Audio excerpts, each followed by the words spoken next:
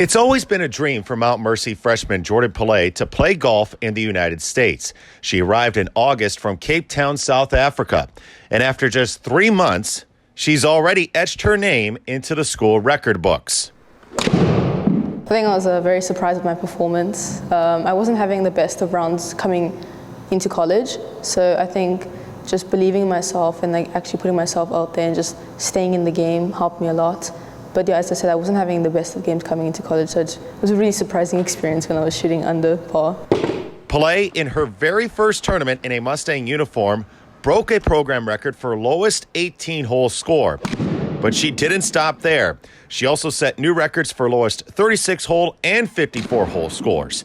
And what's even more impressive is she broke all 3 records at different tournaments during the season. Following her around that first day, I think she made a double bogey in one of the first couple holes, which is crazy. I was like, okay, it's probably a little bit of jitters and some nerves there, but then I think she made 2 or 3 birdies in a row, if I'm correct, and she kind of just turned it on and got into a groove, and I was like, okay, this girl's a player. She can play. I think it's super rare because there's that adaptation that needs to happen, especially if you just think about Americans, freshmen going to college, 18-year-olds, they're making that, they're adapting to the culture and being on their own and the lifestyle changes and everything that comes with that. But also then you take in that Jordan's also an international, so she's in a new country, she's making new friends, there's different expectations probably than she has back home, just on a day-to-day basis. So the fact that she was able to step up and and go play her round of golf and play her game was very impressive, I would say. I wasn't aware of any records that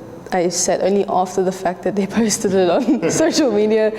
But other than that, I think if anything, I'm trying to just keep my game as it is, because if I get too hot-headed, I think my game's going to crumble a little bit. So I think just keeping focus to my game, my swing. Pillay grew up playing multiple sports in South Africa. It has a rich history of professional PGA golfers, including Gary Player, Ernie Els, and Louis Oosthuizen.